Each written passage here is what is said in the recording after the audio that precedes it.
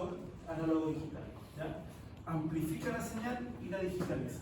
Por lo tanto, en ese momento, nosotros tenemos estos unos y ceros.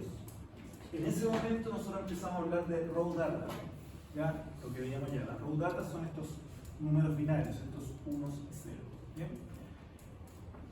Luego, estos unos y ceros, nosotros tenemos que llevarlos a una matriz electrónica, que sabemos que en tomografía, para que sea diagnóstica, esa matriz electrónica tiene que ser de mínimo 512 por 512. ¿Okay? Eso es lo que vamos a llevar acá.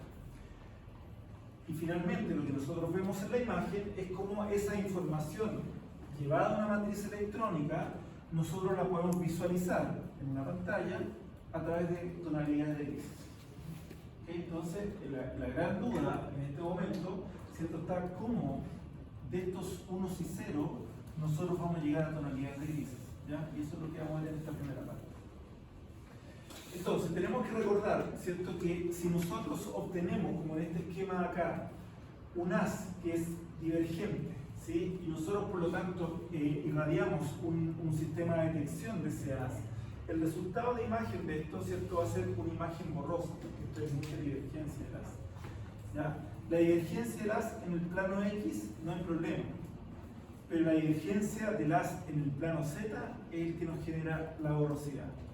Por lo tanto, ¿qué es lo que hubo que agregar en los tomógrafos, ¿cierto?, para que eso no ocurriera, esa borrosidad no ocurriera inicialmente en el concepto de tomografía?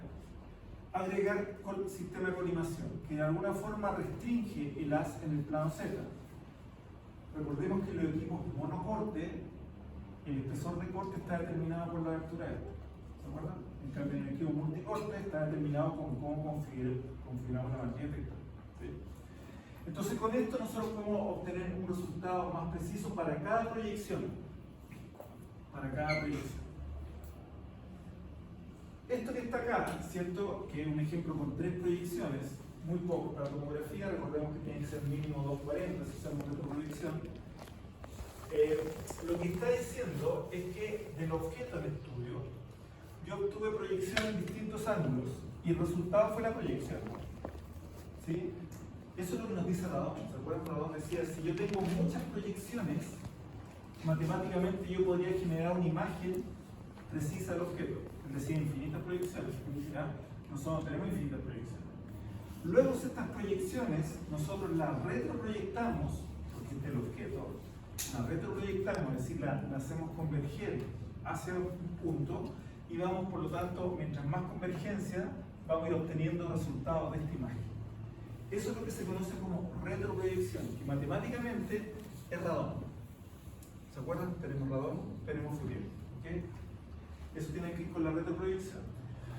El problema de la retroproyección, que como no tenemos infinita cantidad de proyecciones, que es lo que Radon decía, tenemos un número limitado de proyecciones, el resultado de imagen respecto al objeto en estudio, si ustedes se fijan, no es igual. Se pierde un poco. Hay una pérdida de definición respecto al objeto real, que es el resultado de imagen. ¿Bien? Por lo tanto, para poder obtener un resultado más cercano a la realidad, a lo que es el objeto en estudio, esto que está acá, les tenemos que aplicar otro proceso matemático, ¿ya? En el cual vamos a pasar de un dominio a otro dominio. ¿Bien? Eso es, ese segundo proceso matemático es hablar de Fourier. Por lo tanto, la matemática que nosotros utilizamos para obtener una imagen en tomografía computada, que se conoce como, ¿se acuerdan que yo se lo había explicado en un momento por su sigla en inglés? El filter back projection o retroproyección filtrada. Esto es Radon más Fourier. ¿Ya? Retroproyección por sí sola es Radon, pero como habla de filtrada, vamos a filtrar esa información, le estamos aplicando ahora Fourier. ¿Ya? Entonces, esa es lo que vamos a usar básicamente como matemática en tomografía. El problema para nosotros en tomografía siempre, o nuestra variable en estudio, siempre va a ser esto que estamos viendo acá, ¿cierto? El coeficiente de atenuación lineal, ¿ya? Del objeto en estudio. Por lo tanto, lo que nosotros representamos finalmente en la imagen con una tonalidad de gris, lo que se está representando es esto, el coeficiente de atenuación lineal. Por lo tanto, eso es lo que nosotros tenemos que nuestra variable en estudio siempre en tomografía.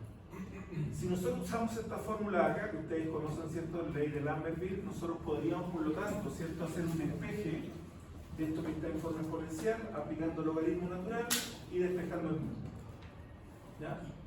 Mu, dijimos, aproximación lineal, que es nuestra variable en estudio.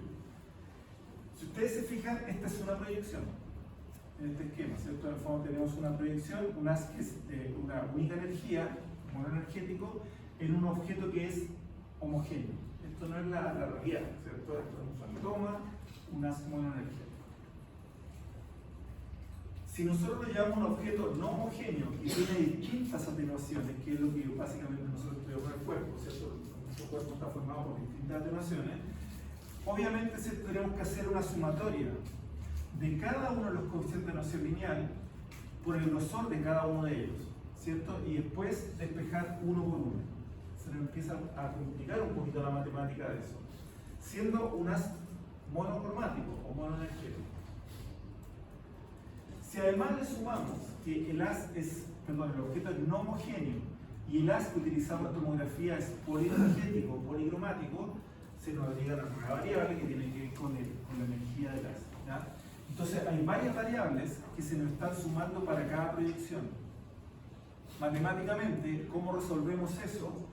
En una forma más rápida, aplicando integrales de estas variables, es decir, de la intensidad, del coeficiente de atenuación lineal y del grosor de cada una de las estructuras contenidas en este objeto, y el proceso matemático se hace más rápido, ¿ya? Aplicando la integral.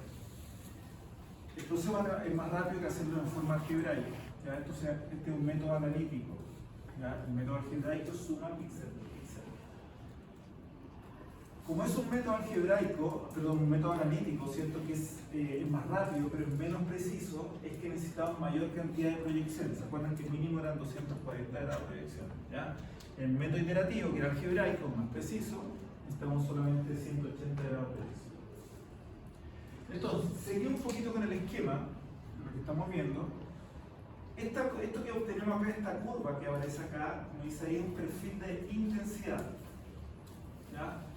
Acuérdense que lo que recién les estaba mostrando y que tiene que ver con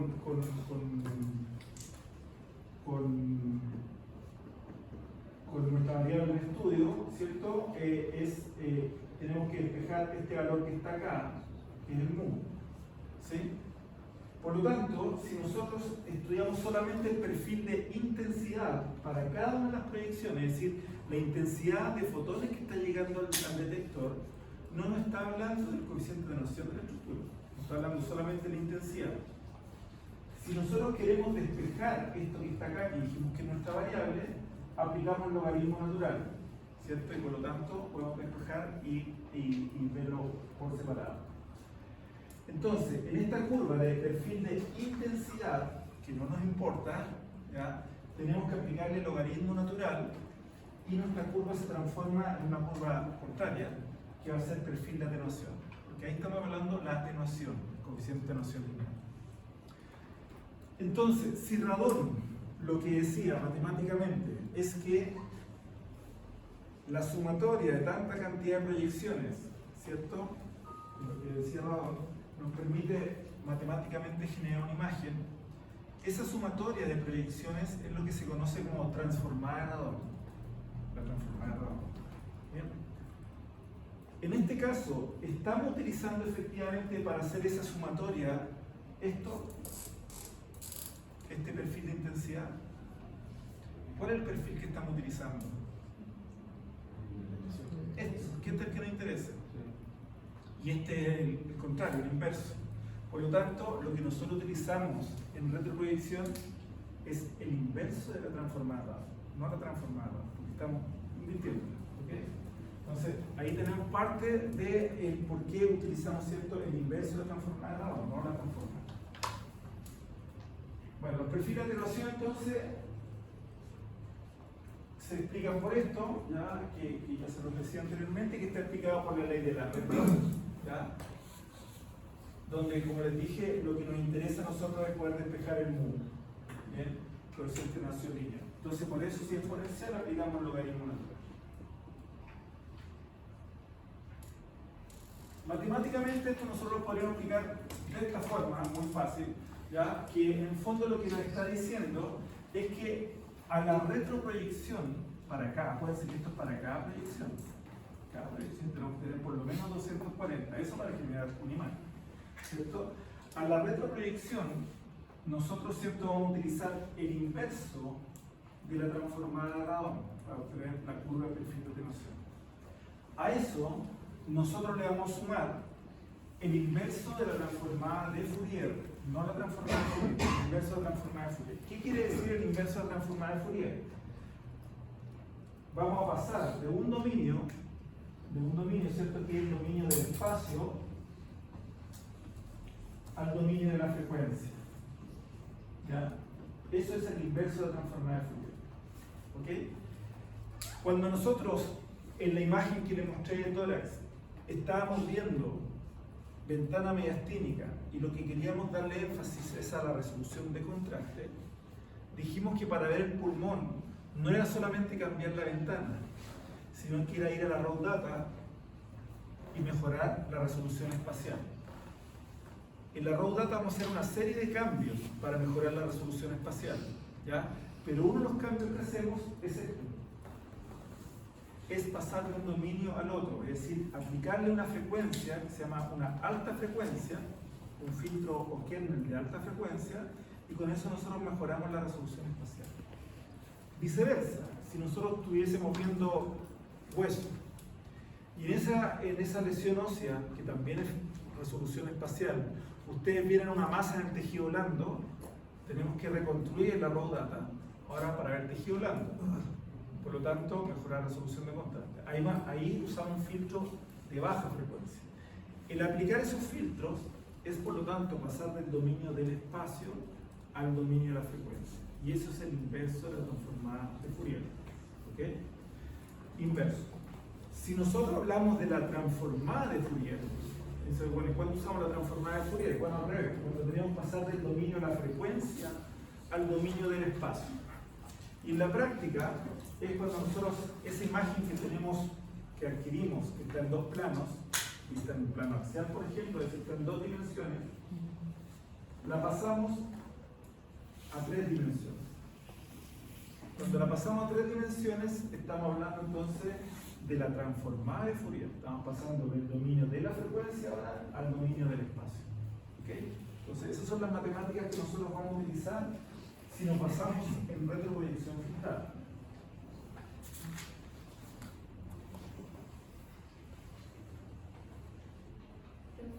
Dígame. ¿La convolución cuál era? La convolución es lo mismo, después vamos a llegar ahí, pero la convolución es lo mismo, es esta etapa, pasar del dominio del espacio al dominio de la frecuencia. Por lo tanto, la convolución es lo mismo que decir el inverso de la transformada de Fourier. ¿Okay?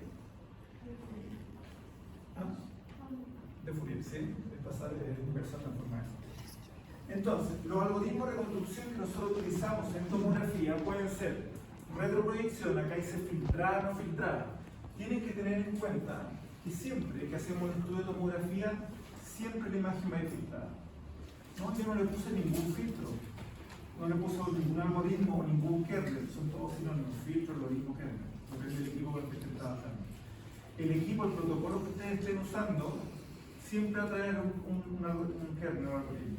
Ustedes lo pueden modificar o no, si no lo modifican, igual lo está aplicando. ¿Okay? Entonces siempre va a ser filtrado. ¿Okay? Siempre va a ser retroproyección filtrada, por eso es BF-WP. O puede ser iteración.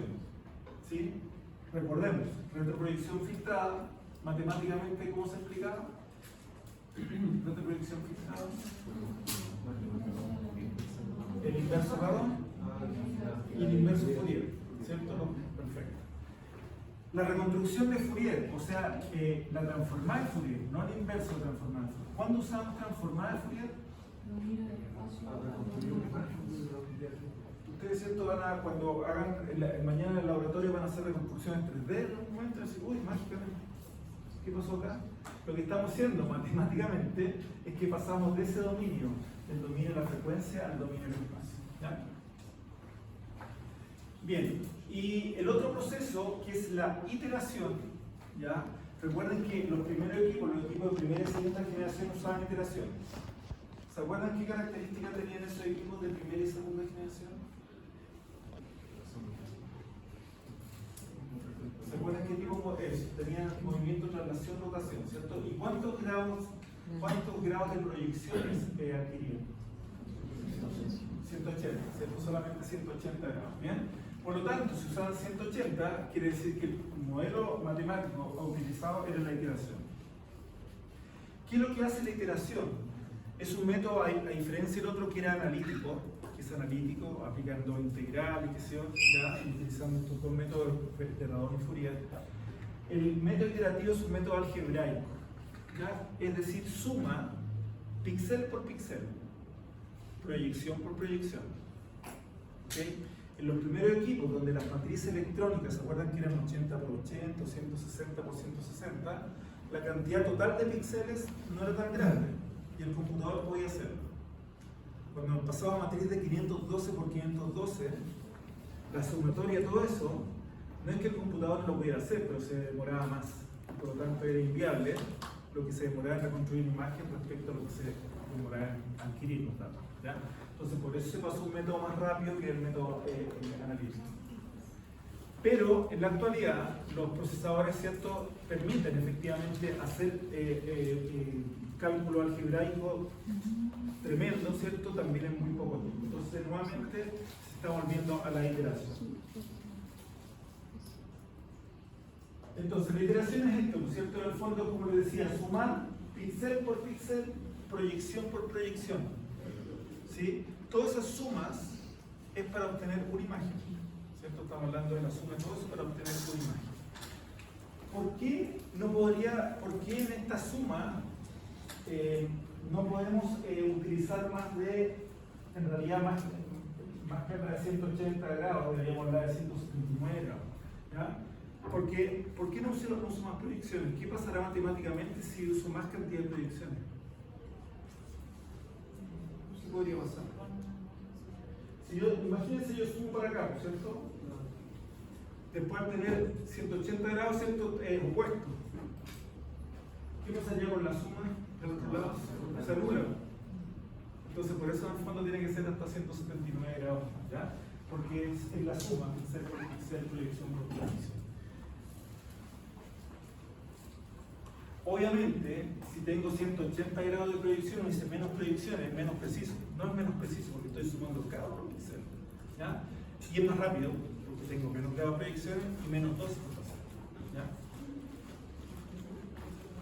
Bueno, entonces los métodos iterativos, recordemos que en la actualidad, por lo menos en Chile, y por un buen rato, ustedes no sé, los equipos que van a encontrar aquí en Chile, ¿cierto?, trabajan con retroproyección fija. No hay otra opción. En el mundo existen algunos equipos de nuevas generaciones que trabajan nuevamente con iteración exclusivamente, ¿ya?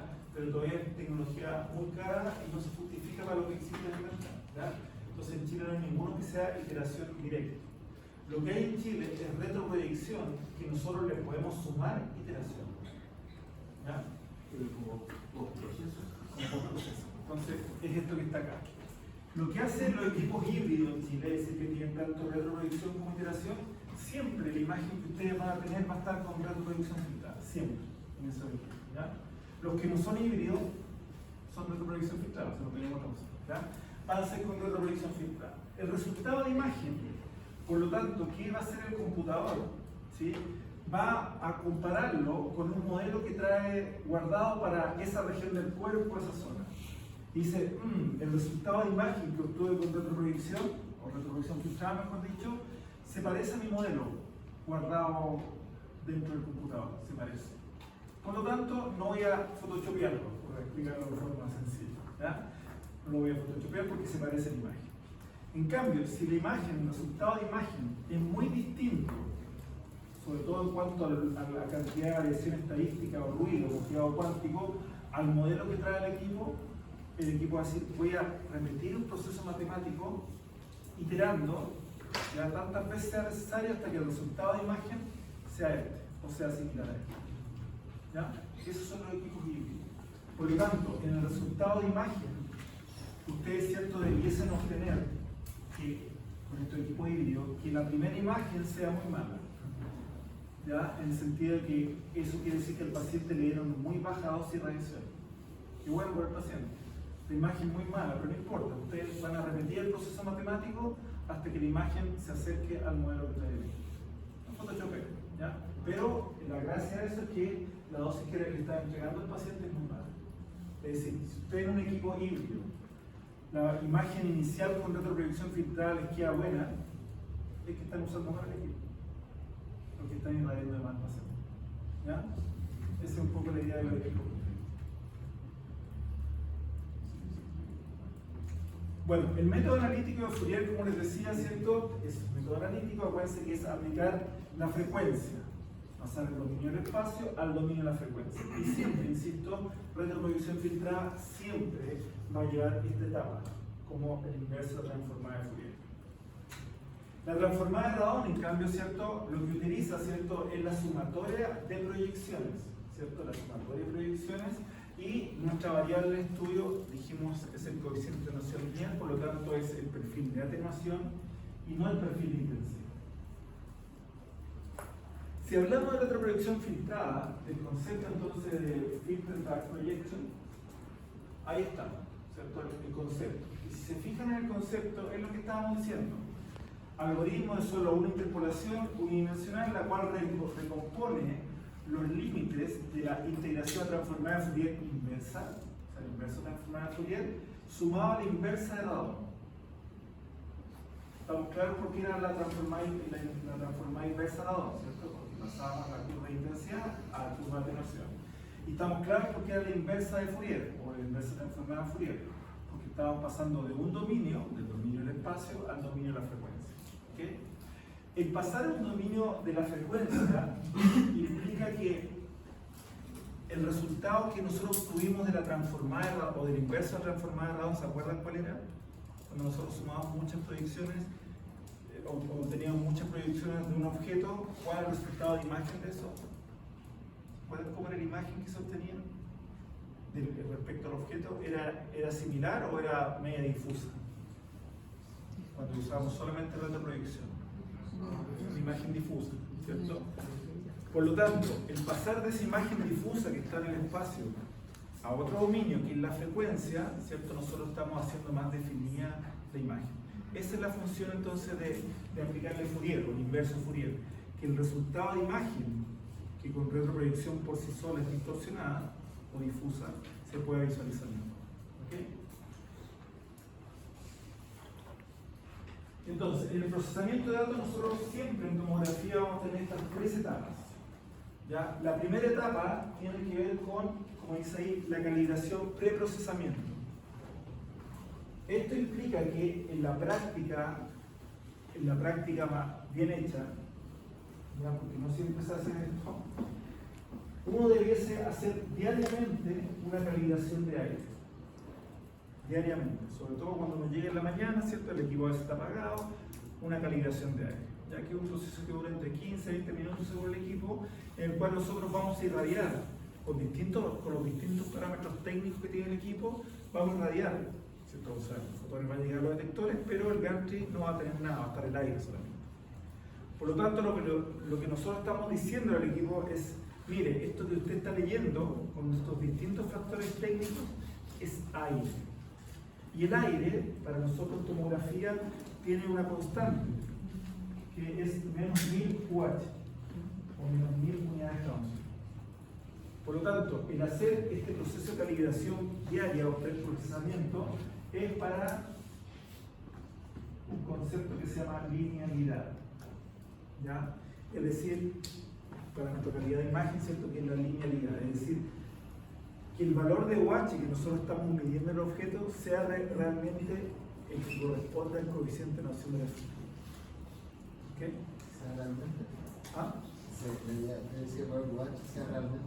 El del coeficiente de atenuación. Nosotros tenemos, ¿cierto?, los fotones rayos X, ¿cierto?, que llegan a una estructura que tiene un mu, que dijimos que el mu es la variable para nosotros en el estudio, ¿cierto?, el coeficiente de atenuación. Luego, ¿cierto?, esta energía es transmitida, estos fotones son transmitidos, y al final de todo este proceso que estamos viendo, vamos a tener una imagen que hay tonalidades de grises. ¿sí? Una imagen que tiene tonalidades de grises. Esas tonalidades de grises nosotros podemos cuantificarlas, darles un valor, ya medirlas, con un ROI que se llama, ¿cierto? Y el valor que nos va a dar va a ser en unidades Hounsfield. ¿Ya? Ese valor de unidades Hounsfield tiene que corresponder, estar en relación con el coeficiente de nación lineal. Y eso es la linealidad. Es decir, que haya correspondencia entre el valor de UH que estamos midiendo y el coeficiente de nación de la estructura. Imagínense que ustedes ponen un ROI, ¿ya? Y que eso permite el diagnóstico, y ustedes miden un valor de UH X, y que ese valor de UH no sea el correspondiente al tejido real. Se puede diagnosticar como que tiene tal cosa el paciente que no es. O sea, eso es grave, ¿ya? Y eso tiene que ver con este proceso de calibración de aire. ¿Para qué? Para que la linealidad sea correcta, ¿ya? Vamos a ver otra clase que es de control de calidad, donde cómo medimos efectivamente esta linealidad. Pero para la linealidad es esa etapa inicial. ¿Me puedo preguntar entonces si se puede hacer en el aire, cuál es la idea de hacerlo en el agua? O sea, como con el fantoma. Sí, eso se usa cuando van a ver algunos artefactos. El fantoma de agua nosotros lo vamos a utilizar cuando hay ciertos tipos de artefactos y para medir otro criterio de calidad de imagen, ¿cierto? Que se llama, esto es para medir homogeneidad. El fantoma de agua sirve para medir homogeneidad. ¿Ya?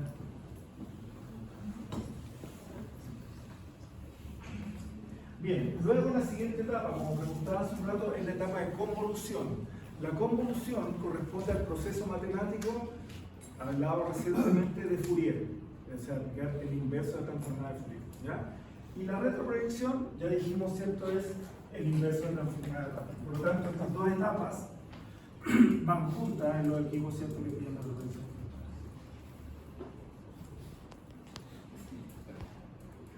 La recalibración, por lo tanto, entonces, que debiese hacerse diariamente, y esto viene siendo establecido internacionalmente, calibración diaria, ya obviamente no puede ser con nada en el gancho, ¿cierto? No puede estar el paciente para hacer la calibración diaria, sino lo que le estamos diciendo al equipo es que esto, el paciente, tiene un valor de aire, por lo tanto tiene que estar limpio, ya tiene que estar el espacio despejado.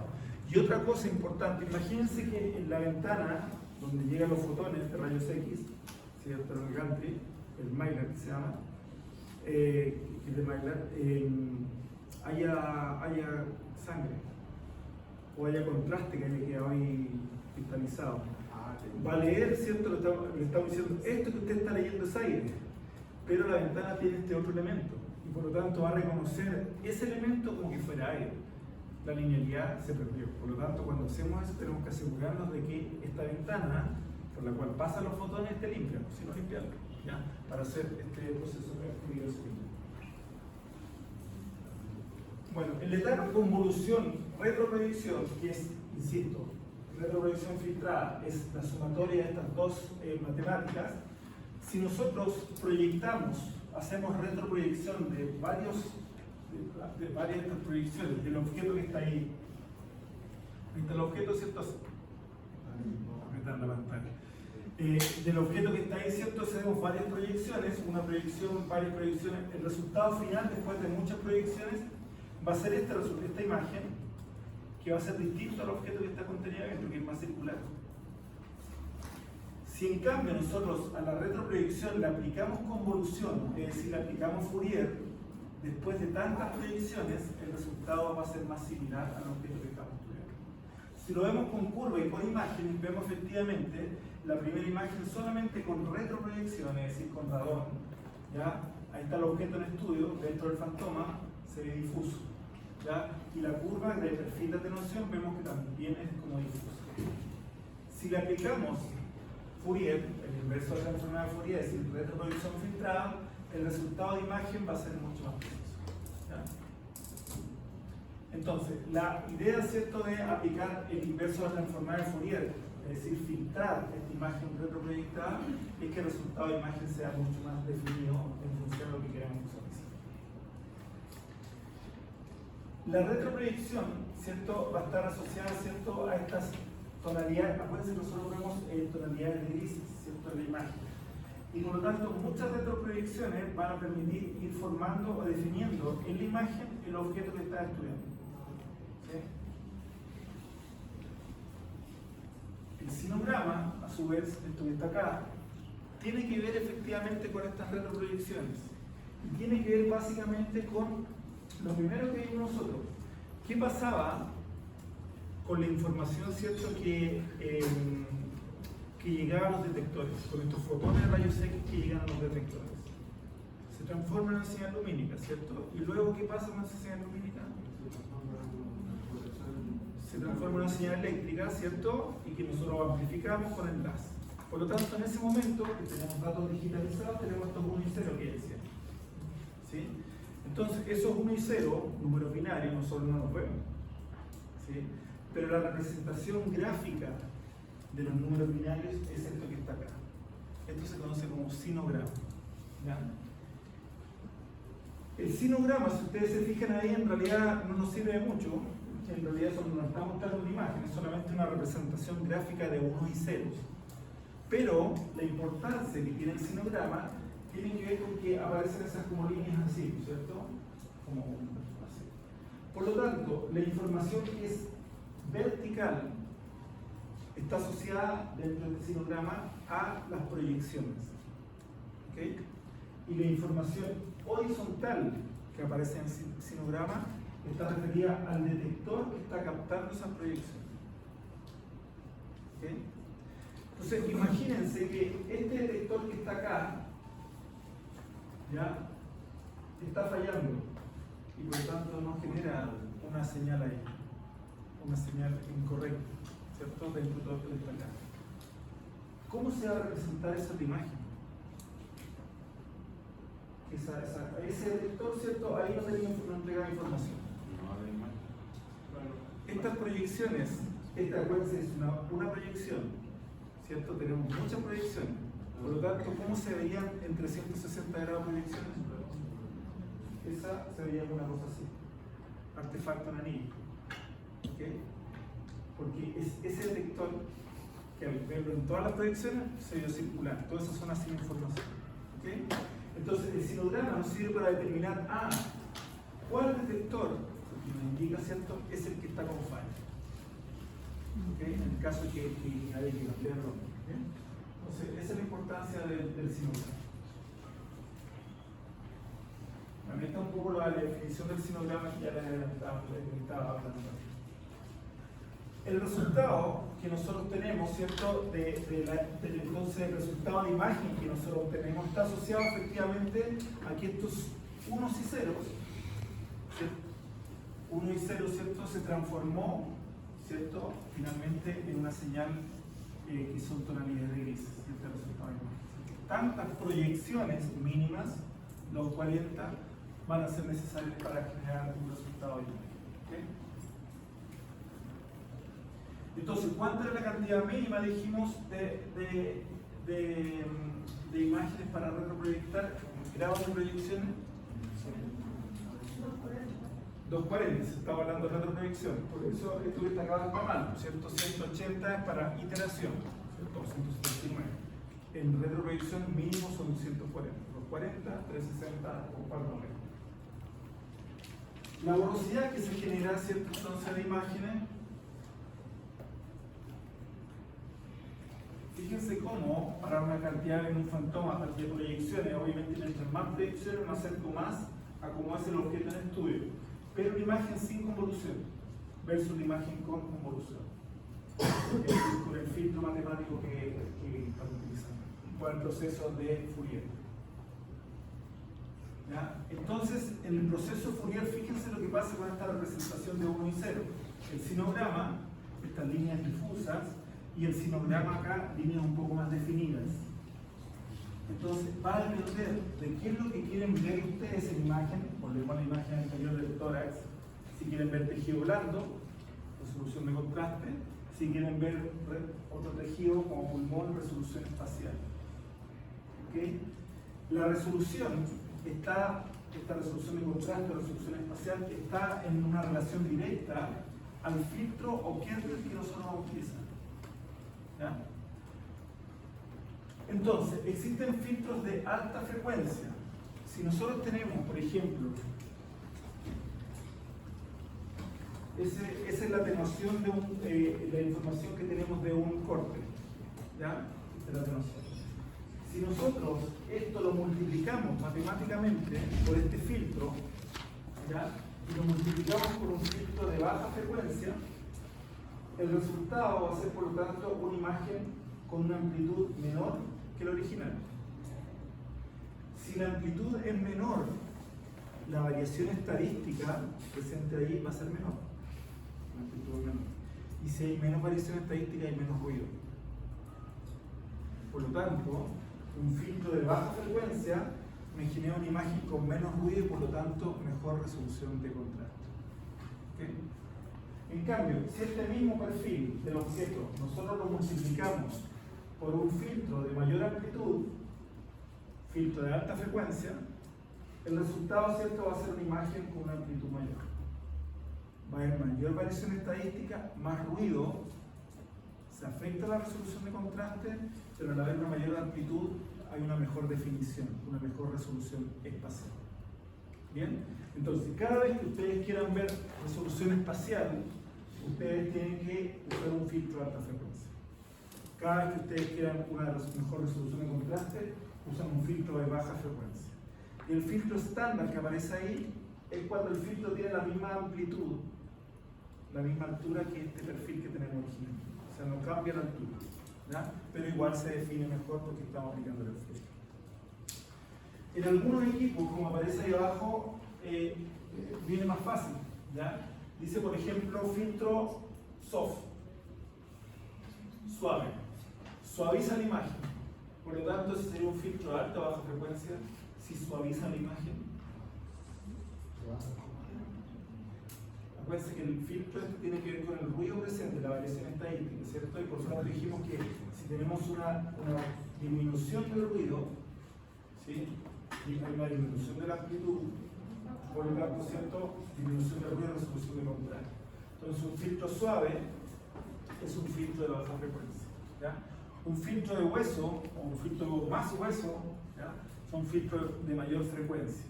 ¿Qué es lo que queremos ver en el hueso? Si nosotros, anatómicamente en la imagen del hueso, ¿qué es lo que queremos evaluar? Cortical. La definición, la cortical del hueso. Por lo tanto, definirla bien, resolución espacial, ¿ya? Entonces, por ejemplo, en un tag de oído, ¿sí? Ustedes van a hacer un tag de oído, ¿qué filtro usarían? ¿De baja o de alta frecuencia? ¿O estándar? Alta. Y acá, si ustedes fijan, dice BON y BON Plus. O sea, el BON Plus es de mayor frecuencia. Tienen que usar el de mayor frecuencia que en este equipo, ¿ya? En otros equipos vienen, como vemos acá, con letras. B10, B20, hasta B90. O U, B, esos B son de baja frecuencia. Los U y los H son de alta frecuencia. O sea, depende del equipo, ¿cierto?, qué nombre tienen, pero unos son de alta y otros de baja frecuencia. Entonces, ahí está lo que les explicaba yo. Si ustedes van a hacer un filtro de baja frecuencia, donde la amplitud de este factor es menor que la altura del objeto que estoy estudiando, el resultado va a ser una imagen donde la amplitud disminuye, menor variación estadística, menos ruido. Bueno, entonces ahí están las etapas que de alguna forma les decía la retroproyección filtrada para obtener finalmente esta imagen. Esta imagen, para el ejemplo, ustedes están haciendo un tag de abdomen, que es el resultado de imagen que nosotros tenemos acá. ¿Qué filtro ustedes pondrían para hacer el estudio? De baja. Tienen dos opciones en realidad. Podrían usar un filtro estándar, que es la amplitud igual que la altura, ¿ya? Se define bien, ¿ya? Pero si quieren que la imagen tenga menos ruido porque es resolución de contraste, pueden usar un filtro de baja frecuencia, ¿ya? Entonces, ¿por qué? Porque esa es la resolución que ustedes quieren visualizar acá. Bueno, en términos matemáticos, sí, estos dos procesos dijimos que el de la retroproyección filtrada es más rápido que el de la iteración, porque es un método analítico, no es suma píxel por píxel, pero es menos preciso, por lo tanto, siempre necesitamos mayor cantidad de proyección. O sea, el método algebraico es más preciso, necesita menos cantidad de proyecciones, pero esto es un poquito más. Fíjense lo que pasa acá en esta imagen. Este es un equipo híbrido. Entonces, que tiene retroproyección filtrada más iteración.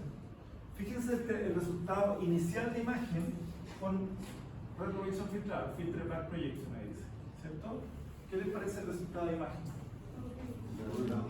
Regulado, tiene mucho ruido, ¿cierto? Fíjense cómo luego aplicar a este resultado de imagen varias iteraciones posteriores, varios photoshopeos, obtenemos este resultado de imagen. ¿Por qué obtuve la imagen de esta forma? Porque la dosis que le entregaba al paciente fue muy baja. O sea, protegimos al paciente obteniendo una imagen de una calidad subóptima, pero sabemos que el equipo tiene una doble matemática que después lo podemos mejorar hasta llegar a este resultado. Con la ventaja, como les digo, que el paciente recibe una dosis bajo un milisievert, o sea, muy bajo para nosotros. ¿Ya? Sí. ¿Cuál es la diferencia entre el ASIR y el PEO? Son dos. Son modelos diferentes, son ¿o métodos son consecutivos? No, son dos métodos diferentes. Con el ASIR yo debería aplicar más photoshopeo, hacer un ciclo, otro ciclo, hasta que yo me acerque a esto. ¿Ya? Con el BIO, ¿cierto? Que es otro modelo, ¿cierto? Que es ese cual que les dije que había equipos con iteración directa. Este es con iteración directa. ¿Ya? Esa es un poco la diferencia. ¿Ya? Pero este no está en Chile. ¿Ya? Tenemos hasta acá. Pero, ¿hay alguna manera de modificar cuántas veces se pasa por el ciclo ASIR? Sí, uno lo hace. Claro, de hecho, en el equipo, por ejemplo, depende de la marca del equipo, en algunos dice 1, 3, 5, 7. Ah. O sea, repito 3 veces o 5 veces o 7 veces. En otros viene por porcentaje. Lo repito 20%, 30%, 40%. La idea, ¿cierto? Ojalá, por ejemplo, en algún equipo no usar más de 40% de iteración. Y en otros equipos que vienen por número 1, 3, 5, 7, no usar ojalá no más de 5 iteraciones. ¿Por qué? Porque el resultado final, después de tanta iteración, es lo que le pasa a ustedes cuando se hace mucho photoshopeo, ¿cierto? Que es una imagen que después ustedes se reconocen. Entonces aquí es lo mismo, o sea, se genera una imagen plástica que se llama, de hecho así viene a definir en los artículos, una imagen plástica que algunos médicos, ¿cierto?, visualizan que no es lo correcto. O sea, una imagen demasiado normalizada para lo que es el paciente realmente. Entonces, no hay que iterar tanto. ¿Ya? Bien, entonces, la retroproyección, fíjense, después de tanta cantidad de proyecciones en este objeto que habíamos visto anteriormente como un esquema, ¿cierto? Fíjense el resultado final de imagen, ¿cierto? Después de tantas proyecciones. Ese es el objeto que se ve poco definido, ¿cierto? Tenemos muchas proyecciones, aplicamos el inverso de la transformada de Fourier, de Radon, y ese es el resultado de imagen. Es insuficiente. Si a esto nosotros entonces le aplicamos el filtro adecuado, es decir, el inverso de Radon, más el inverso de Fourier, en el espacio, en dominio de la frecuencia, el resultado final va a ser esto, mucho más definido, mucho más preciso de lo que era el objeto realmente en el estudio. Entonces, siempre vamos a tener retroproyección filtrada y no retroproyección por sí sola. Después de tantas retroproyecciones filtradas, ¿cierto? Lo que nosotros vamos a obtener finalmente va a ser esto, ¿cierto? Vamos a tener que estos valores de coeficiente de noción lineal, nosotros lo llevamos a un píxel, ¿cierto? Un píxel que está dentro de una matriz electrónica, que sabemos que esa matriz electrónica es de 512 por 512 o superior. Entonces, en cada uno de estos cuadritos que se llaman píxeles va a ir un número que corresponde al coeficiente de noción lineal. ¿Ok? Ese coeficiente de noción lineal, ¿cómo lo expresamos nosotros? ¿O cómo lo transformamos inicialmente? ¿Se acuerdan lo que pasó en el DAS? ¿Qué pasó con los datos? En el DAS. Teníamos los fotones, ¿cierto? Teníamos nuestros fotones que llegaron al detector, ¿cierto? Se amplifican en el DAS y se transforman en 1 y 0. Número final. Por lo tanto, en cada píxel lo que realmente van son números finales. 1 y 0. ¿Cuántos 1 y 0 van en cada píxel? 4096 o 2 elevado a 12. ¿Se acuerdan que lo vimos? 2 elevado a 12. ¿Ya? 2 elevado a 12. En cada píxel. Y tenemos ¿cuántos píxeles? 512 por 512. Ya, ese es el peso, ¿cierto? Recordemos que estos 2 elevado a 12 o 4096 son como unidades expresas en bit, ¿cierto? Son bit. Y la memoria en los datos digitales, ¿cierto? Se expresa en qué unidad. La memoria o el peso de cada dato, ¿cómo se expresa? En bytes, ¿cierto? Bytes. Entonces, ¿a cuántos a cuántos bytes, o sea, cuántos bits están contenidos en un byte. 8. ¿Cierto? O sea, un byte equivale a 8 bits. ¿Ok? Entonces, con eso ustedes podrían sacar el peso de cada imagen de tomografía. Bueno. Entonces, esos números, ¿cierto? Coeficiente de noción son expresados como 4096, 1 y 0 en profundidad en cada píxel, ¿cierto? ¿Bien? ¿Cómo se combinan esos 1 y 0 dependiendo del número? Obviamente el coeficiente de noción lineal. Un byte equivale a 8. A 8 bits, claro. ¿Ya? Entonces, en cada píxel van 4096, 1 y 0. Se distribuyen y se combinan distintos, a veces 110001 o 110000, no sé. Depende del número del coeficiente de noción lineal. Sin embargo, el número que aparece ahí no es ni el coeficiente de noción lineal, ni son los números binarios. Aparece otro número, que es un número entero, ¿se fijan? Ese número entero es el UH, unidad de Gauss. ¿Ya? ¿Por qué no usamos el coeficiente de noción lineal directamente? Porque son números decimales muy largos y aprenderse eso en realidad no. Entonces lo transformamos a números enteros. Igual eso no corresponde a una aproximación. Corresponde. De hecho hay un cálculo para llegar a esto a partir del coeficiente de noción. ¿Ya? Entonces lo corta. ¿Ah? Cuando tú cortas ahí, el coeficiente de relación que tienes realmente. Este valor que está acá está relacionado al coeficiente de noción de la estructura en función al coeficiente de noción del átomo. ¿Ya? Hay una relación con eso. Y se obtiene este valor que está acá. ¿Okay? Entonces, el valor de UH de alguna forma está representándose acá a lo que es el coeficiente de noción de donde pasaron los fotones. ¿Ya? Pero en un número entero. Que va del menos 1000, que dijimos que era. El menos 1000 creo que era. Aire al más 4000, ¿cierto? Esas son las tonalidades, los números CT que nosotros tenemos.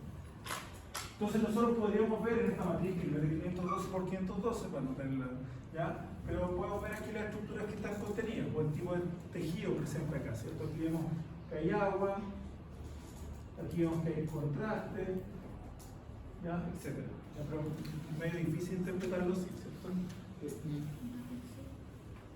No puedo evitar tener la pregunta. A mí me estoy hablando de que la ventaja del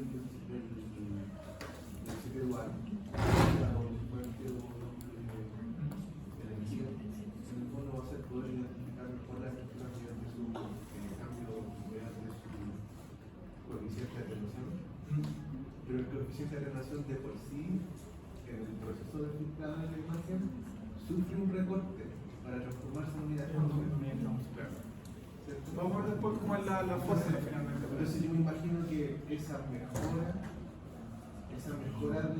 del sistema dual está secuestrado por el hecho de cómo tú introduces imagen. Esa mejora está dada porque en el fondo en el sistema dual yo estoy utilizando energía en forma monocromática. Pero al final la vaya a leer y la vaya a cortar igual.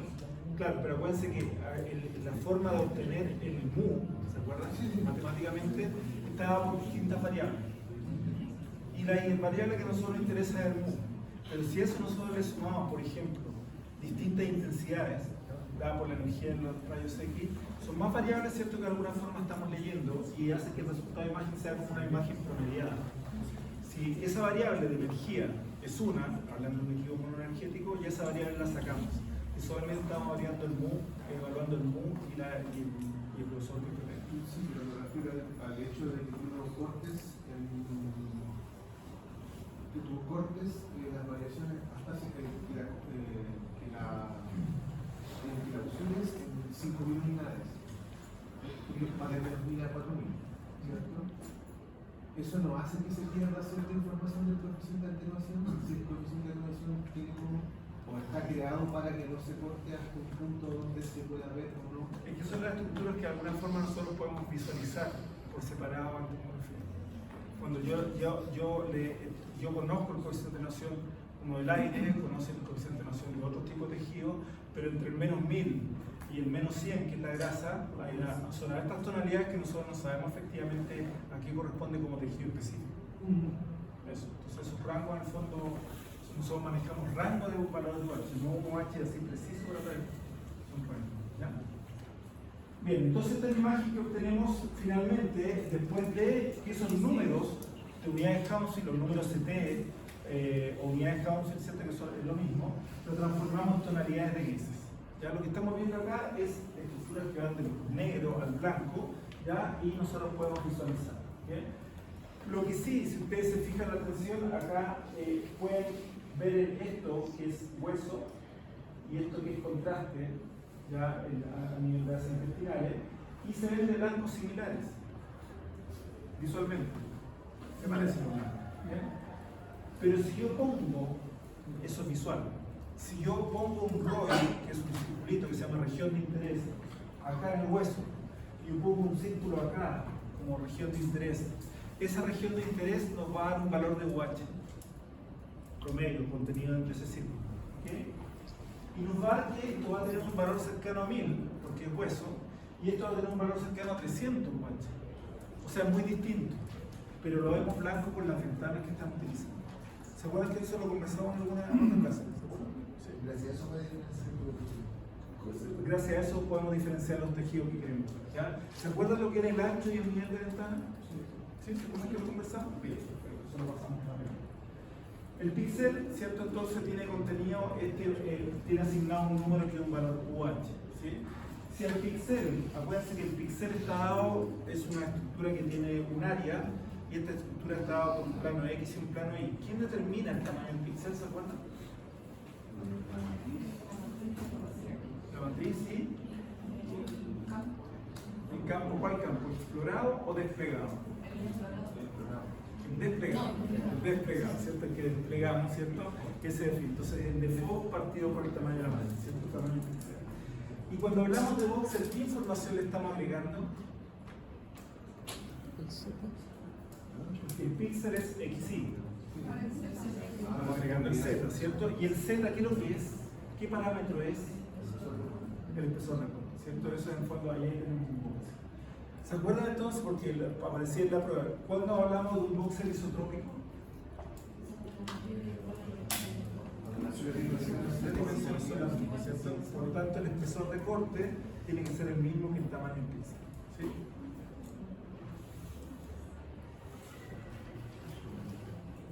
Entonces, ahí está la fórmula para determinar, ¿cierto?, cómo se obtiene el UH, o número CT, ¿ya?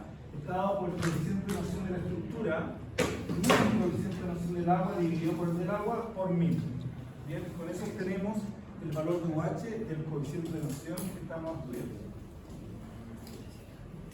Entonces, fíjense los valores, ¿por qué pasamos a UH? Porque los números coeficientes de noción son números decimales muy extensos, que a veces entender nos cuesta un poquito más. ¿Ya? Entonces, fíjense, por ejemplo, la diferencia en coeficiente de noción que hay entre la sustancia blanca y la sustancia gris, 187, 0,184, nada, ¿cierto? Por lo tanto, el valor de UH, si lo calculamos, hacemos cálculo en la fórmula anterior, nos da 45 y 40, sustancia gris, sustancia blanca. Entonces, lo vimos en la clase pasada, ¿cómo hacer, qué tenemos que hacer nosotros para en una imagen de cerebro visualizar claramente sustancia gris y sustancia blanca? A un número cercano a esa, Ese sería el nivel, ¿cierto? El nivel del ancho al lado, ¿cierto? Disminuir el ancho de ventana para tener menos tonalidad entre el negro y el blanco. Por eso aumentamos el contraste visual. ¿Sí? ¿Se acuerdan que eso lo conversamos? Bien. ¿Qué pasaba en el caso de la evaluación del pulmón? ¿Se acuerdan? Para ver ventana pulmonar, ¿qué pasa con el ancho nivel de ventana del pulmón? ¿Cómo debe ser la determinación del ancho de ventana para ver ventana pulmonar? El nivel, el ancho, ¿cómo debe ser? ¿Debería ser estrecho o amplio? Muy amplio, porque lo que tenemos como tejido en la ventana pulmonar es aire y tejido blanco. Si disminuimos el ancho de ventana, vamos a ver negro y blanco. Se lo aumentamos, ¿cierto? Lo aumentamos. ¿Y el nivel de ventana, cómo lo determinamos para el pulmón? ¿Qué es lo que queremos? En un principio vimos una imagen del pulmón. ¿Se acuerda la ventana pulmonar? Y en esa ventana pulmonar se veía parénquima pulmonar, que se veía más oscurito, y se veían unas líneas, ¿cierto?, que corresponden a vasos sanguíneos o cisuras, qué sé yo. Entonces, ¿cómo visualizamos nosotros esas dos estructuras que tienen densidades muy distintas? Porque una contiene aire y la otra contiene tejido blando. Entonces, ¿cómo logramos el nivel de ventana para eso? Para el pulmón. ¿Cuál es el valor de UH del aire? Menos 1000, perfecto, ¿cierto? Y veíamos aire, pero también veíamos tejido blando. ¿Cuál es el valor de UH del tejido blando?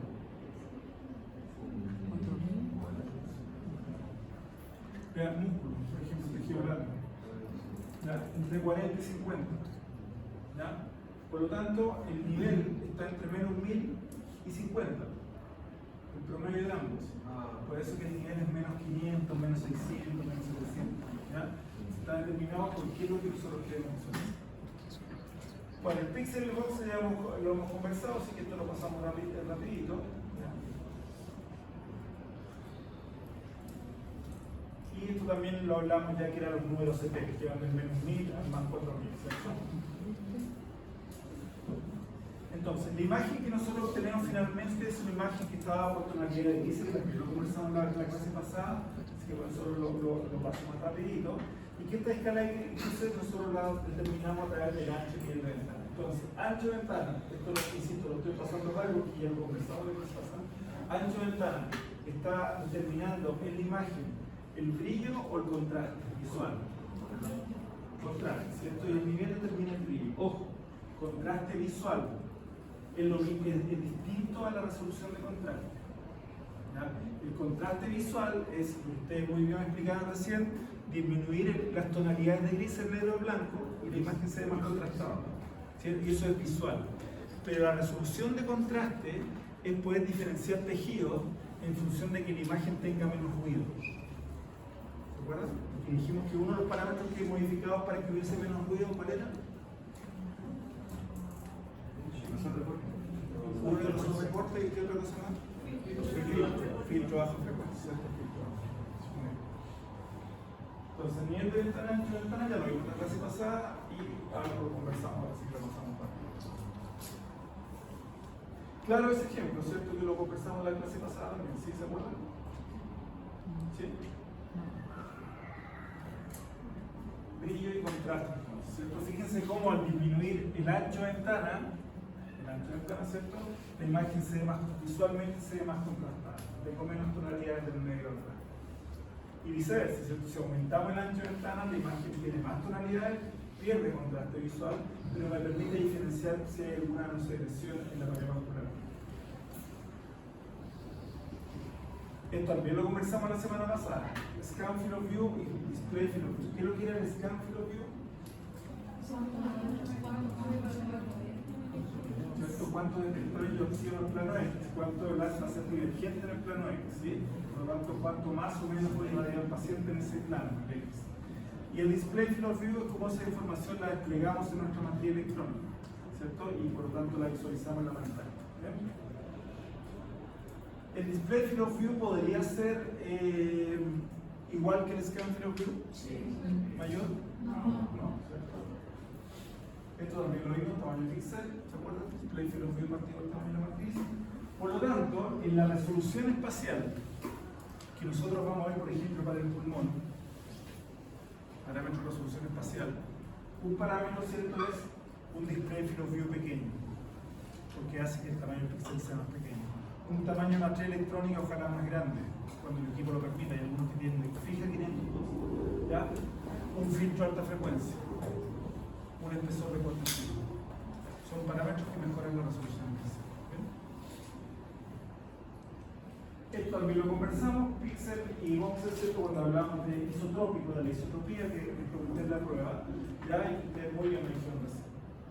Fíjense lo que aparece ahí en la imagen, y también lo conversamos en la clase pasada. ¿Se acuerdan en la reconstrucción? Esta reconstrucción es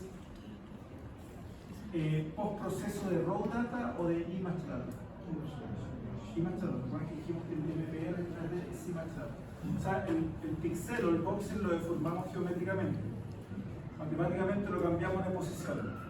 En vez de verlo así, lo vemos así.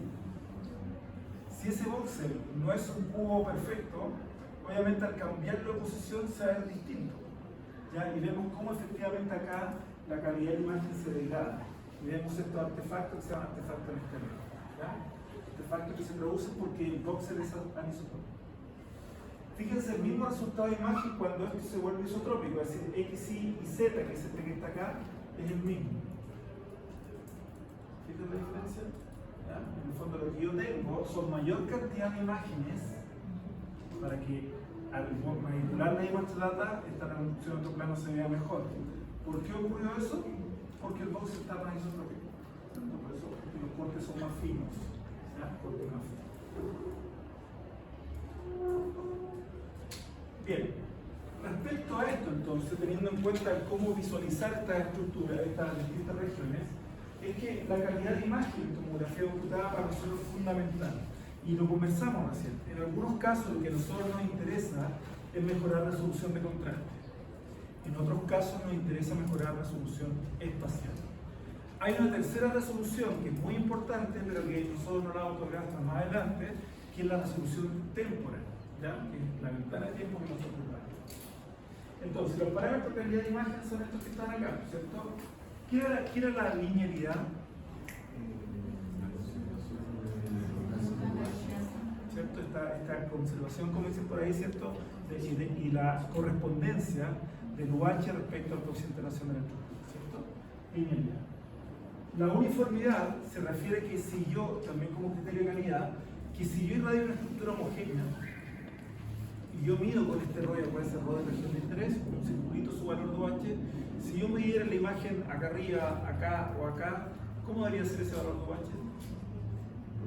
Si la estructura era homogénea, debería ser el mismo, muy similar, ¿cierto? Con una variación no mayor a 5%. Eso tiene que ver con la uniformidad. Si se pierde esa uniformidad en un objeto homogéneo, ¿cierto? Influye en la calidad de imagen. La resolución espacial, ¿cierto? La definición de la estructura, esto tiene que ver con definir estructura con detalle. Resolución de contraste o de bajo contraste, que es diferenciar tejidos de UH similares, tejido blando, ¿ya? En función a que la imagen tenga menos ruido. Y esto es cierto que influye en la calidad de imagen, que ojalá no queremos que aparezca, que son la presencia de artefactos, ¿ya? Es decir, en la imagen aparece algo que no es real, no está en los contenidos técnicamente no. Entonces, los dos primeros parámetros, que son linealidad y uniformidad, lo voy a pasar rápido porque una se lo he explicado rápidamente, pero esto lo vamos a ver después como con detalle cuando veamos la clase de control de calidad. ¿Ya? Y cómo se calcula y cómo se mide la linealidad y la uniformidad. ¿Ya? Pero tiene que ver con lo que hablaban ustedes recién. Tiene que haber esta concordancia entre el valor de UH medido respecto al coeficiente de noción de la estructura que estamos estudiando. ¿Y cómo nosotros podríamos... ¿Qué hacemos nosotros para asegurarnos que la linealidad del equipo sea la correcta?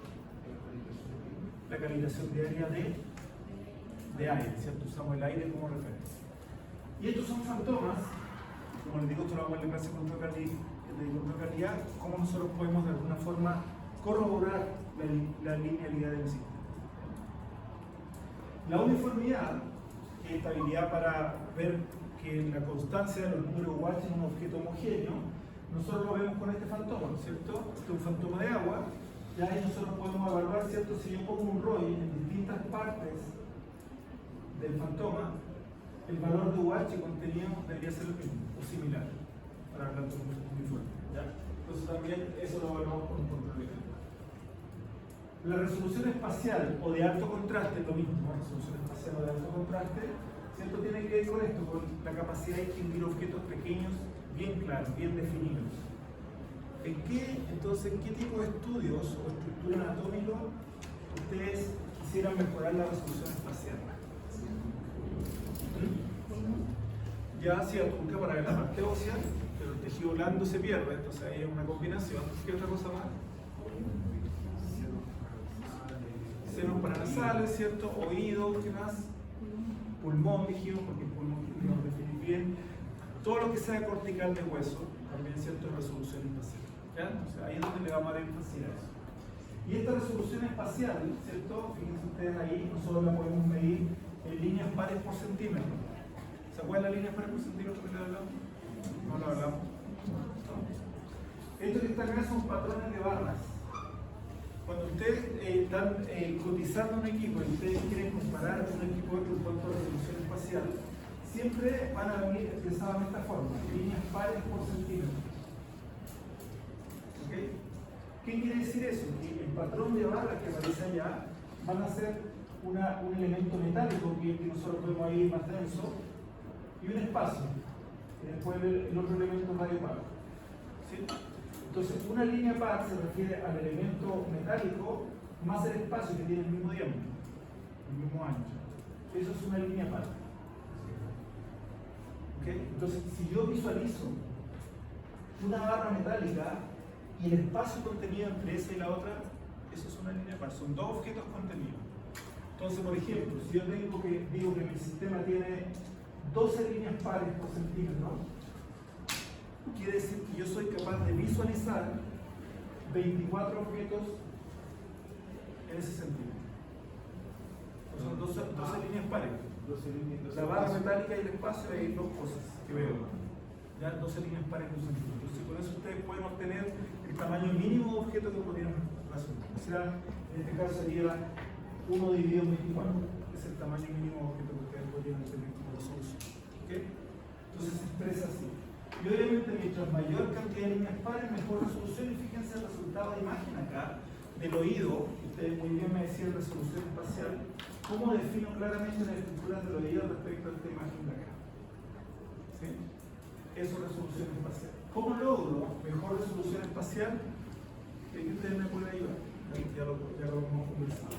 ¿Qué algoritmo o filtro matemático usaríamos para obtener mejor resolución espacial? Alta frecuencia. ¿Qué espesor de corte utilizaríamos? Más fino, menos información en el Z, menos volumen parcial, ¿cierto? Defino mejor la estructura. ¿Qué default? Más grande o más chico. Más chico, pueden ser cierto, más pequeño el default, la fórmula que había directamente proporcional al tamaño píxel. Más pequeño el default, mejor resultado. Y el tiempo, lo dejé para el final a propósito. Ya, ¿qué pasa con más tiempo? Pero en función a la definición, la resolución que queremos lograr. Si yo tengo más tiempo, como dice su compañera, tengo más toma de datos. Si tengo más datos, se define mejor, en algunos casos. En otros casos, como dice su compañero, si el estudio es muy largo, el paciente se puede mover, ¿cierto? Y por lo tanto, ¿cierto? Eso va a hacer que pierda la definición. Entonces, la resolución espacial puede ser con un tiempo largo o con un tiempo corto, dependiendo de qué estructura. Por ejemplo, si usted va a hacer un estudio de tórax, donde quiere mejorar la resolución espacial, ¿usted usaría un tiempo de rotación corto o largo? Corto, ¿cierto? ¿Por qué? Porque el paciente tiene apnea. ¿Ya? Y si le doy un tiempo más largo, va a ser más segundo de apnea, el paciente no va a aguantar para respirar y va a perder la definición por artefacto móvil. ¿Ya? Entonces tiene esa doble lectura. En un TAC de cerebro, en un paciente que nos coopere, que no venga comprometido con ciencia, que no sea un niño pequeño, el tiempo de rotación que deberíamos dar entonces va a ser más pequeño o más largo. Más largo, más toma de datos, mejor definición. Entonces va a depender, por eso el tiempo tiene esa como doble lectura. ¿Qué estructura es la que estamos estudiando? ¿Ya? Si tengo menos datos, porque lo estoy haciendo más rápido, nos va a generar, nos va a generar, lo vamos más adelante, un artefacto. O sea, va a aparecer algo en la imagen que no es real. Y ese artefacto se llama de submuestreo. Tengo menos muestras porque el tiempo está rotando muy rápido. ¿Ya? Entonces uno dice, ¿en qué tipo de estructuras del cuerpo podrían ustedes encontrar este artefacto? Tórax, ¿cierto? ¿En qué otro estudio más podría haber submuestreo? Abdomen, también estamos en apnea, hacemos tiempo de rotación rápido. ¿Ya? Entonces, eso vamos a ver cómo se visualiza ahí. Entonces, influencia del algoritmo de reconstrucción. Fíjense cómo en la segunda imagen, obviamente con un filtro de alta frecuencia, tengo una definición del oído mucho más clara y ustedes pueden ver la anatomía acá perfectamente, ¿cierto? El espesor de corte. Fíjense lo que ocurre con un corte fino, unos 25 milímetros versus la misma zona, con un corte de 5 milímetros. Si nosotros evaluamos, por ejemplo, ese nódulo que está ahí. ¿Qué pasa con ese nódulo que se visualiza ahí versus el nódulo que se visualiza acá? ¿Cuál es la problemática que se nos genera en esta imagen acá, en este resultado de imagen? Parece esa imagen circular de fricción, ¿cierto? Los bordes no se ven bien y queda la duda de que si esa lesión circular nodular que está ahí estará en contacto con el vaso. Parece que estuviera en contacto con el vaso, por continuación. ¿Ya? En cambio acá no, acá se ve que está separado, ¿cierto? En el fondo, ¿por qué aquí se debe estar en contacto? Mucha información en Z, promedio de datos en Z, efecto volumen parcial. Efecto volumen parcial es característico en tomografía. Por lo tanto, cuando ustedes quieran evitar esto, tienen que ir a espesor de corte. Y con eso logran además entonces una mejor resolución espacial. La otra es la resolución de contraste o de bajo contraste. Fíjense la diferencia en esta reconstrucción entre ambas imágenes. ¿Qué diferencia hay entre ambas? Una tiene más ruido, ¿cierto? Y la otra. Por lo tanto, ese ruido está afectando directamente la resolución de contraste. Una imagen con buena resolución de contraste tiene que tener menos ruido. ¿Okay? Y hay por lo tanto distintos parámetros que influyen en ella: el ruido, el miliamper segundo, ¿cierto? El KB, el algoritmo Kern, el espesor de corte, de Fogg y el tamaño espacial. ¿Okay?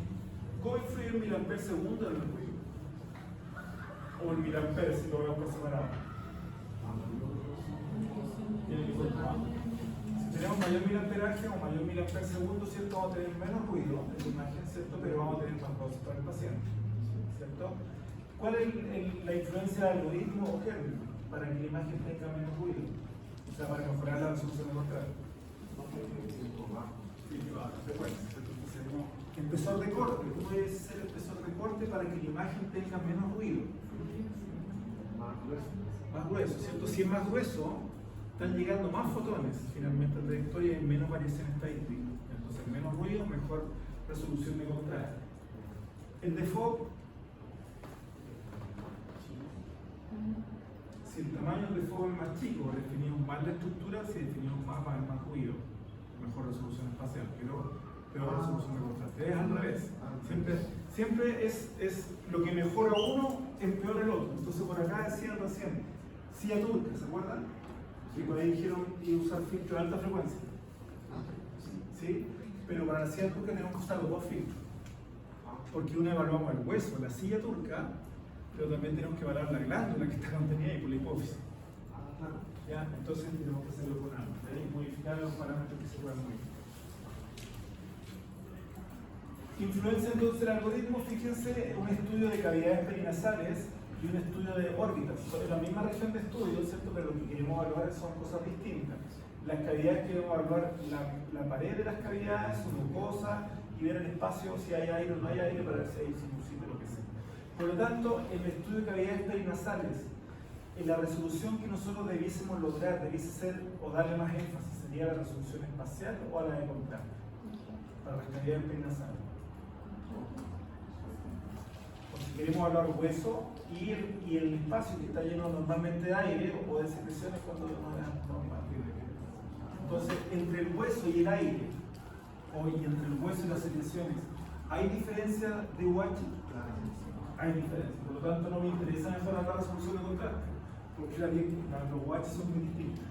Pero sí me interesa, ¿cierto?, definir claramente los bordes, por si hay rozamiento mucoso, etcétera, etcétera. Entonces, cavidades es resolución espacial. Por lo tanto, el filtro que deberíamos utilizar para eso, o kernel o algoritmo, que es lo mismo, debería ser un filtro de baja o de alta. Esta imagen está con un filtro de baja. Por eso la imagen se ve poco definida en los bordes. En cambio acá, la misma zona, lo que queremos estudiar es un estudio de órbitas.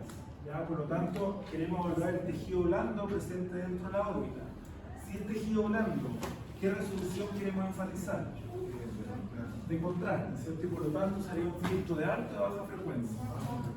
De aquí se usó de alta, fíjense cómo está ruidosa la imagen. Se fijan del tejido blando, no hay diferencia en la estructura. Entonces, ¿cierto? Tiene que ser filtro de baja. Bien, corte grueso, en el espesor de corte. ¿Qué genera un corte de grueso? Poco ruido. Por lo tanto, ¿en qué caso usted usaría un espesor de corte grueso? Estructura anatómica del cuerpo, por ejemplo. si está generando poco ruido, por lo tanto, mejor resolución de contraste. Bien, abdomen, ¿cierto? El abdomen no sea un corte un poco más grueso. Poco ruido, cerebro también, ¿cierto? Como el corte es más grueso, pobre definición de borde, ¿cierto? Estamos perdiendo resolución espacial y efecto de volumen parcial. ¿Te acuerdas lo que era el efecto de volumen parcial? Mucha información en Z, se distorsiona la imagen. ¿Qué pasa entonces si en el abdomen ustedes ven una lesión, un adenoma suprarrenal?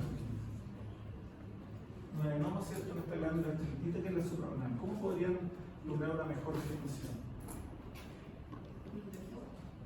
Un default más grande, más chico. Muy bien. ¿Y el espesor de corte lo podríamos modificar? ¿Cuánto se podría modificar en la raw data? Siempre.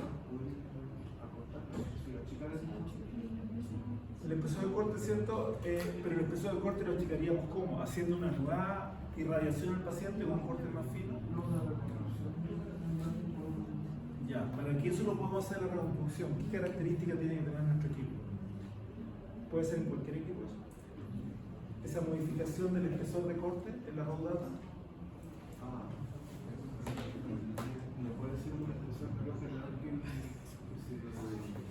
Va a depender si el equipo que estamos usando es un equipo monocorte o multicorte.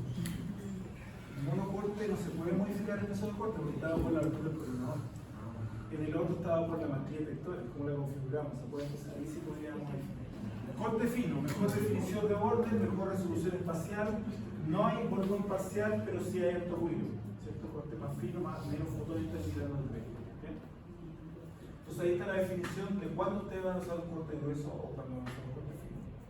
Esto tiene que ver, como se queda ahí en la lámina anterior, con el ruido y con la definición de la imagen.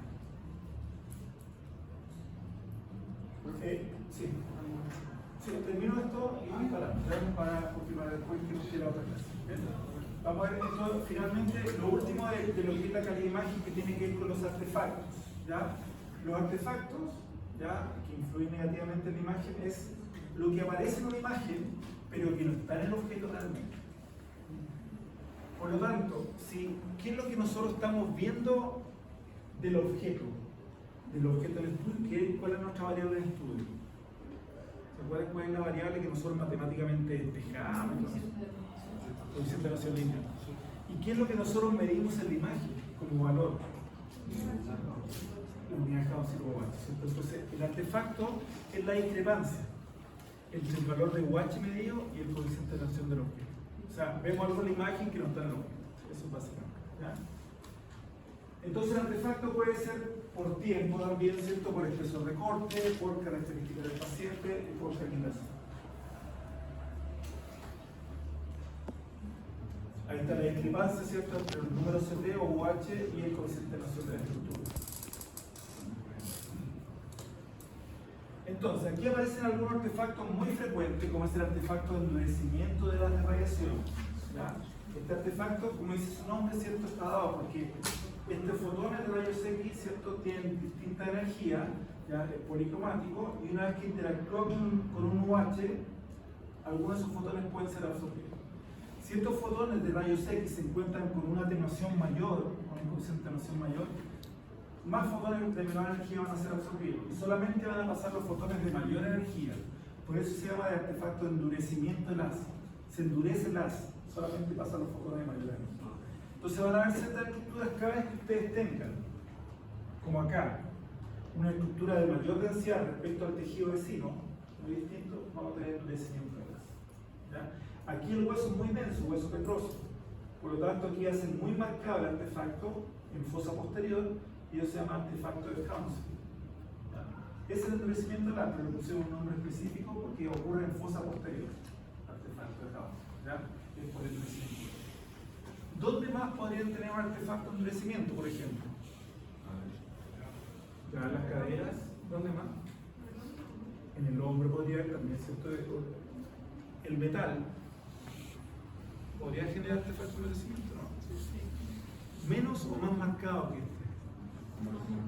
Más marcado porque la atenuación del metal es mucho mayor, o sea, hay una diferencia de atenuación más marcada. Entonces, el artefacto metálico que se conoce es un artefacto de endurecimiento, ¿ya? Pero es más marcado porque la atenuación es mayor.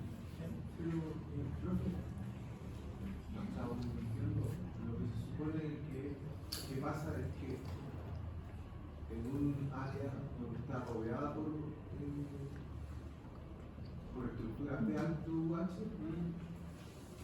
¿se vuelve más borroso o No, aparecen estas bandas oscuras. o las más? Esas como líneas o bandas oscuras. Ese es el artefacto. No es que sea más borroso, sino que las líneas, esas líneas que están apareciendo ahí oscuritas, esas son los artefactos de convención. Y es porque en forma a medida que va pasando, ¿cierto? Se va endureciendo. Los fotones de menor energía se van absorbiendo. Pero son líneas, no es porosidad. Si hay metal, vamos a ver más adelante, estas líneas son como estrelladas y mucho más gruesas, porque hay una diferencia de tenación mucho mayor. ¿Ya? Y fíjense lo que pasa en la segunda imagen, donde esas líneas o bandas oscuras se notan aún más. Se fijan, se notan más ahí, incluso aparecen aquí en fosa media. ¿Bien? Eso es porque ocurre efecto de volumen parcial en esa segunda imagen, que es otro tipo de artefacto. ¿Por qué se producía el efecto de volumen parcial? ¿Se acuerdan? Mucha infiltración en Z. Por lo tanto, estas líneas son más, se exacerban aún más. Para evitar el efecto de volumen parcial, corte fino. Para evitar el artefacto de endurecimiento o disminuirlo, ¿qué podríamos hacer? Si está dado porque solamente pasan fotones de mayor energía, aumentar el carrete, ¿cierto? Aumentamos el carrete. Entonces, el efecto de volumen parcial es esta distorsión que se genera porque hay mucha información en el Z. Y la solución para eso, dijimos, es espesor de corte más fino. ¿Ya? El efecto de volumen parcial siempre ocurre. Fíjense lo que ocurre aquí en este caso. Cortes de 8 milímetros, ¿cierto? Se estudió sin contraste el riñón, en el riñón, y en el riñón, el parénquima renal, apareció una pequeña lesión que no se nota acá. ¿Ya? El parénquima renal se midió con un ROI para medir su valor de UH, dio un valor de 40, puede seguir tejido blando 40, 50 UH. Y esa pequeña lesión dio un valor de 8 unidades. Para que nosotros en esta cuantificación hablemos de que hay una lesión quística quiere decir que tiene agua. Si es un quiste, ¿cierto?, que tiene agua solamente, es un quiste simple que no tiene ninguna significancia. ¿Okay? Pero aquí tiene un valor mayor a 0, tiene 8. No podría decir puede tener proteína, puede tener una viga, etc. Se puso contraste. El valor del parénquima renal subió a 100 UH, damos contraste, ¿sí? Y el valor de esa pequeña lesión subió a 20 UH. ¿Cómo podríamos interpretar que al poner contraste esa lesión esté captando o teniendo un valor de UH mayor? Esté vascularizada, que tenga alguna vascularización que está captando contraste. ¿Okay? Bien, el estudio se repitió, ¿cierto? Pero con corte fino. Fíjense lo que pasó. Precontraste, el valor de UH el parénquima 40 y el valor de esa lesión 0. Y con contraste, el parénquima nuevamente 100 y esa lesión pequeña 0. ¿Por qué tenemos esta diferencia aquí 0 y aquí 20? Como el grosor es mayor en el Z, tomó el valor de la lesión, pero también el del tejido que está al lado y lo promedió. En cambio aquí tomó solamente la lesión en el Z y lo que midió, ¿cierto?, era entonces la lesión que tenía agua. Esto es indicativo, ¿cierto?, que el paciente tiene una lesión infectada, probablemente, ¿cierto?, más compleja, que el tratamiento es distinto porque está captando, en cambio era un quiste simple. Tenemos la importancia de las lesiones, ¿cierto?, sin que se genere efecto. Este es el efecto, porque también existe el artefacto de volumen parcial, no es el efecto del otro artefacto. Bueno, basado en aspectos físicos propios del paciente, basado en la exploración y basado en modos de decisión, que son distintos tipos de artefactos, digamos. Ya vimos el endurecimiento de la radiación. ¿Cómo lo evitamos? Aumentando, ¿cierto? Lo disminuimos, más que evitar, lo podemos disminuir. El efecto de volumen parcial dijimos que lo podemos disminuir. El artefacto de volumen parcial, en cambio, es por una discrepancia de vistas. Es decir, el tubo está rotando y al mismo tiempo la camilla se está moviendo. Por lo tanto, si aquí está leyendo una estructura X y el tubo está rotando, pero al mismo tiempo la camilla se está moviendo, va a haber discrepancia en lo que está leyendo. ¿Ya? Y eso genera este artefacto que es el artefacto de volumen parcial. Imagen distorsionada, puede ser asociada a la interpolación. Por lo tanto, ¿cómo evitamos o disminuimos el artefacto de volumen parcial?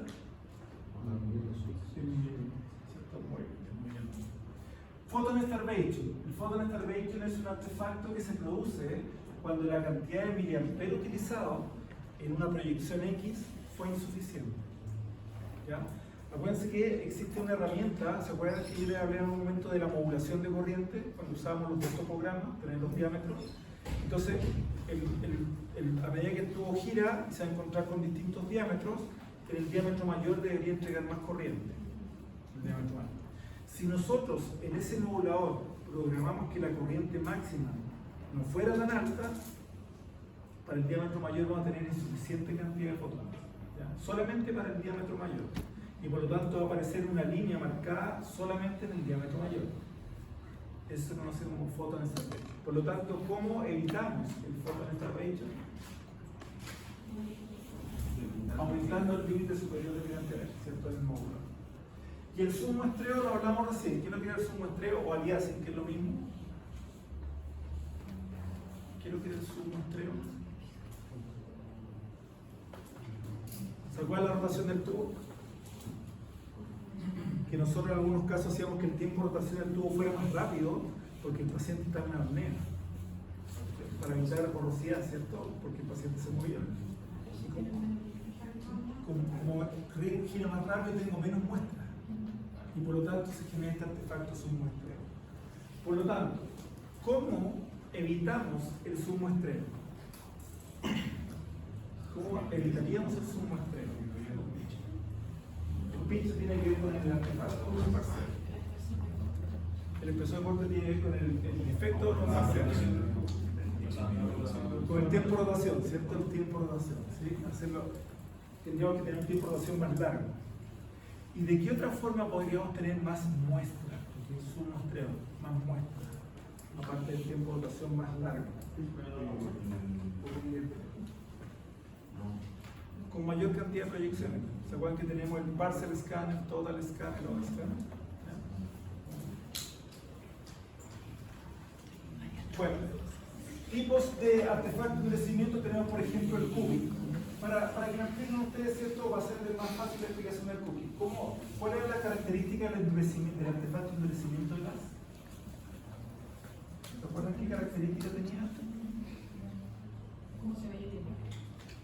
Se ve como banda, ¿cierto? Pero está dado porque los fotones están pasando por la estructura.